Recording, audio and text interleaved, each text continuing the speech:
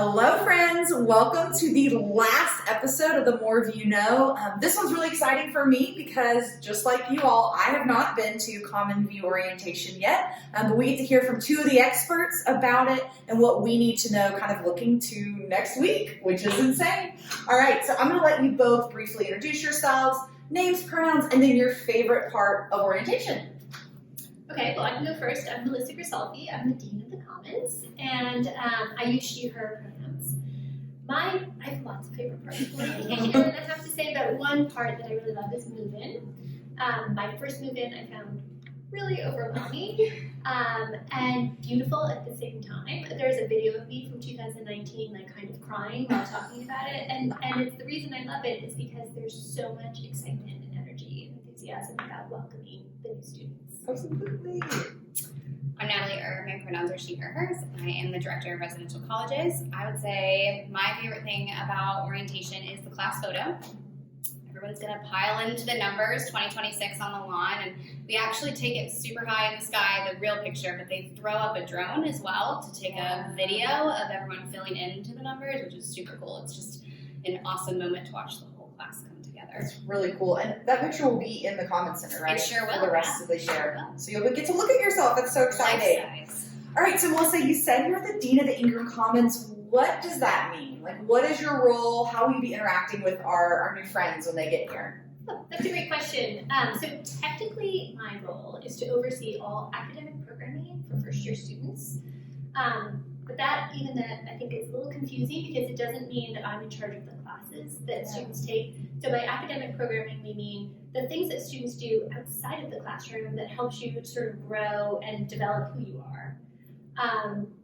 What was the second part of the question? Just how does a first-year student interact with you? You know, will I get to see you around or what? You definitely see me around. So first of all, I live next door to the Commons. So I live in a house on the Commons.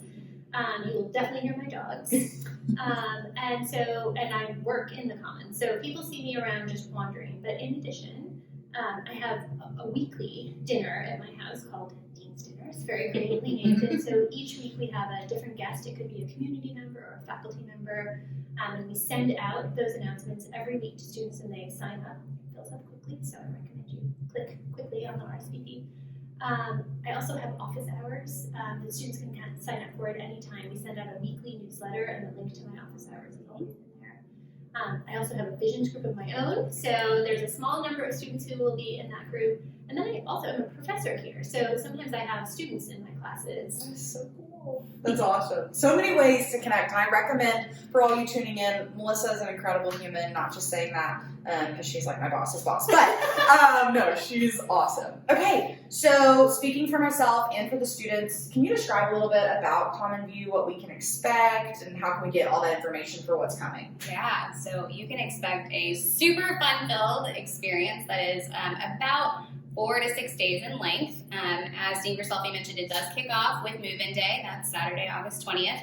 And we're going to plan some things for you all the way through August 28th. So that's that following Sunday. It really is our kind of full Common View orientation experience.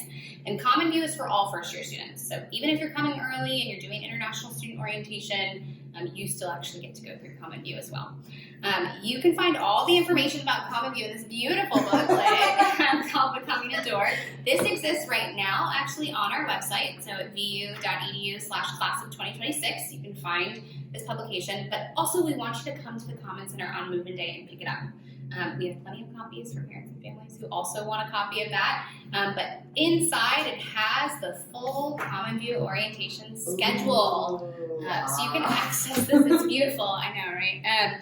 You can access this online in the booklet if you want to carry the booklet around with you, or you can download the Vanderbilt app to get that information.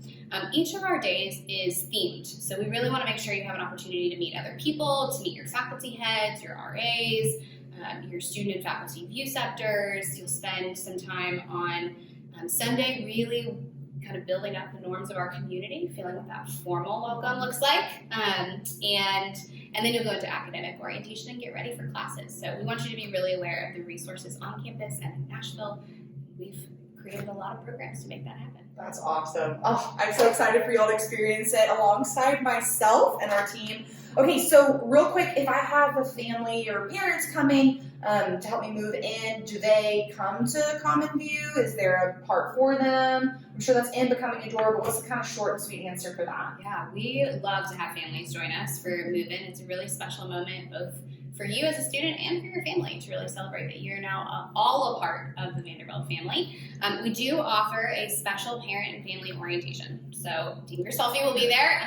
It is on Saturday night. Starts at 5:30 p.m. in Langford Auditorium, and it is only for parents and families. It's not for students. Students, in fact, have other mandatory programs that they need to do at that time. So we do ask that parents and families plan to say farewell to their students right around 5 p.m. on that day. I know that's a short period of time to get them settled and say goodbye, but as I just mentioned in that last question, they've got a lot of stuff to do. So, but we want you to have some answers to your questions as well. So, and it's a see you later, you know? That's it's bittersweet, but it'll be perhaps very soon. Amazing. The parents' family orientation is worth attending Yeah. as a parent or family member because we give a lot of information. There's 2 panels with a bunch of different campus partners, the chancellor speaking. Yes. So it's really worth sticking around. And there's a reception following as well, right? So that'll be fun. Yes. Yeah, so lots of fun for parents and families as well. Okay, you mentioned faculty head of house, Natalie, but I'd love, Melissa, can you talk about what that is? What do they do and all that type of good stuff for our students? So I think the faculty heads of house is one of the best parts of the Commons. So there's 10 houses on the Commons, and students already know what house you've been assigned to. So each house has a faculty head who lives in residence. They have their own apartment. They don't live in a home. They have their own apartment. They live there with their families, but families look really different, and so do our faculty heads. So some people's families are just themselves, and some people's families include multiple children and pets, right? So they live in residence, and the faculty heads are responsible for helping to establish the house community. Just today we were doing something special to welcome first year students, and I won't say what it is, but every time we were doing things by house, and and it was the current RAs who were there, and every time we announced that we had completed this special thing for each house, there was a huge cheer from a subset of the students who had been in that house, right? And that's really, I think, a lot of what the faculty heads help to establish is this house culture and this community. They have weekly events. It's called study breaks. So once a week, your house hosts a study break. It's at the same time every day. It's an informal opportunity to gather and check in, take a break, as the name implies. Faculty heads also host something called a faculty salon, which is an opportunity for a slightly more formal interaction with the faculty head and then a guest that they invite. It's usually over a meal. And then they have lots of other events in their houses. So one of our faculty heads, Deb McMahon, who's faculty head of Crawford, had a running group last year. Or, another faculty head with his council arranged a camping trip for the house. And so there's just a lot of these informal gathering opportunities that faculty heads are involved in. That is so cool. Now, you mentioned these weekly study breaks, and there's 10 houses. Can students bounce around? Like, could I go to a house that I'm not a member of or resident of? Yes, absolutely. Cool. There's nothing we do on in residential colleges that is exclusive. Cool. So the only caveat to that is that sometimes you have to RSVP because there's space, right? So, like, for example, the dinners in my house, I think it's an enormous dining room, but it actually only has 18 chairs, right? And so we cap it at 18, but anyone can RSVP. And actually, sometimes we have graduate students attend our events that I really mean anyone. And that's great, right? Because the whole point is just to come together and interact with someone that you maybe don't know. Absolutely. And so some students do, especially in the study breaks, if they have it the same night, they could have s'mores and ice cream and Just hop on over. it could be a huge sugar high. Exactly. Help me with those papers and studying for those tests. Well, thank you both. As y'all are looking to come, there will be so many ways to get information about your houses, about the events. But we're just excited for y'all to get here. Thank you both for taking time out of your very busy schedules for this last More View Know. And this is me signing off for the last time. So we're ready for y'all to come, and let's have a great year. Yes, but can I give a reminder? Oh, final words, of course. I have yes. a reminder. I have my prop. Campus reading. Hopefully you read it. Essays are due on Monday. And I want to remind students that we use these essays, view sectors read the essays that students submit. And we use it because we want to try to get to know you a little bit, right? We want to understand how you received the book, and we use that to think about what we're going to do in Vision. So don't forget. Yeah, awesome. Don't forget to submit them if you have questions. They are on the website, all the instructions and all that stuff, bu.edu/class of 2026. We're so glad y'all are going to be here. Have a good rest of your day. Bye.